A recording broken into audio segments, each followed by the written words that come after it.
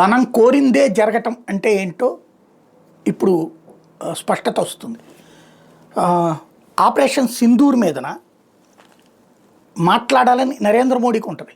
చాలా చోట్ల ఉపన్యాసం ఇచ్చాడు. కానీ దేశం ప్రపంచం యావత్తు దాని మీద సీరియస్గా కాన్సన్ట్రేట్ చేసి వినదు.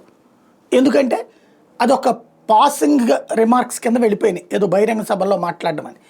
అలా కాకుండా సమగ్రంగా అసలు ఉగ్రవాదులు ఏం చేశారు, వాళ్ళ విషయంలో ఏం జరిగింది, ఆ తర్వాత ప్రభుత్వం ఏం చేసింది, ఆ సందర్భంలో జరిగిన ఒత్తిడి ఏంటి, అయినా ఎలా ముందుకెళ్ళింది, అదే సందర్భంలో గతంలో జరిగినవి ఏంటి, జమ్మూ కాశ్మీర్ ఎలా విడిపోయింది, ఆ ముక్కలు ఎట్లా అయ్యింది, ఆ ముక్కల్ని మళ్ళీ ఆ తర్వాత కాలంలో ఎందుకు తీసుకురాలేకపోయాం, అట్లాగే ఆనాడు జరిగిన తప్పులేంటి, ఆ పాపాలేంటి, ఇవన్నీ బయట విడివిడిగా ఉపన్యాసాలు ఇస్తారు కానీ మొత్తం మాట్లాడడానికి కుదరదు.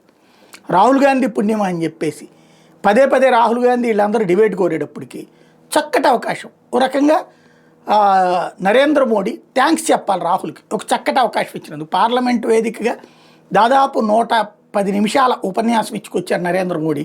అందులో ఇప్పుడేం చేశామోతో పాటుగా ప్రపంచాన్ని పట్టించుకునే సీనే లేదు, ఏం చేయాలో మనకు తెలుసు. 193 దేశాల్లో 3 దేశాలు టర్కీ, చైనా, పాకిస్తాన్, అంటే పాకిస్తాన్కి సమర్థించకూడదు. టర్కీ, చైనా తప్పించి ఇంకెవడు, అజర్బైజాన్, ఈ 3 తప్పించి ఎవరు పాకిస్తాన్ని సమర్థించాల. 190 దేశాలు భారతదేశం వైఖరిని సమర్థించినాయి. అదే సందర్భంలో వివిధ దేశాల్లో జరిగినటువంటి పరిణామాలు వీటన్నిటి ఎక్స్ప్లెయిన్ చేయడంతో పాటుగా భవిష్యత్తులో ఏం చేయబోయేది చెప్పుకోవడానికి ఒక చక్కటి అవకాశం ఇచ్చారు.